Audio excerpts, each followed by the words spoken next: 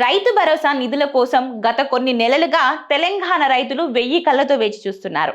గ్రామ పంచాయతీ ఎన్నికలు పూర్తి అయిన తర్వాత ఇస్తామన్నారు. అయితే మున్సిపల్ ఎన్నికలు పూర్తి కాగానే అన్నదాతల ఖాతాలో రైతు భరోసా నిధులు వేస్తామని స్వయంగా ముఖ్యమంత్రి రేవంత్ రెడ్డి వెల్లడించారు. దీంతో ఎప్పుడెప్పుడు ప్రభుత్వం డబ్బులు తమ అకౌంట్లలో వేస్తుందా అని రైతులు ఎదురు చూస్తున్నారు. ఈ నేపథ్యంలోనే తాజాగా తెలంగాణ కార్మిక ఉపాధి కల్పన శాఖ మంత్రి వివేక్ వెంకటస్వామి రైతు భరోసా నిధుల విడుదలకు సంబంధించిన కీలక వ్యాఖ్యలు చేశారు. మంచిర్యాల జిల్లా చెన్నూరు అగ్రికల్చర్ మార్కెట్ కమిటీ కొత్త పాలక వర్గం ప్రమాణ స్వీకార కార్యక్రమానికి ముఖ్య అతిథిగా హాజరైన మంత్రి వివేక్ వెంకటస్వామి అన్నదాతల సంక్షేమం కోసం తమ ప్రభుత్వం కట్టుబడి ఉందని స్పష్టం చేశారు.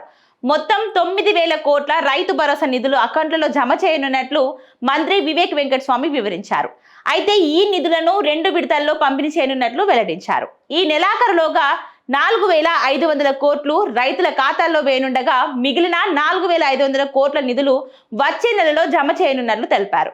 ఇక అదే సమయంలో రాష్ట్ర ప్రజల ఆరోగ్యాన్ని దృష్టిలో పెట్టుకొని రేషన్ కార్డు లబ్ధిదారులకు సన్న బియ్యం పంపిణీ చేస్తున్నట్లు మంత్రి వివేక్ వెల్లడించారు. రాష్ట్రంలో సన్నవడ్లు పండించే 90% అన్నదాతలకు ప్రభుత్వం నుంచి బోనస్ అందిస్తున్నట్లు తెలిపారు. రైతుల నుంచి ధాన్యం కొనుగోలులో ఎలాంటి ఇబ్బందులు లేకుండా ఐకేపీ, DCMS కేంద్రాలు పర్యవేక్షించాల్సిన బాధ్యత మార్కెట్ కమిటీలపై ఉంటుందని ఆయన పేర్కొన్నారు.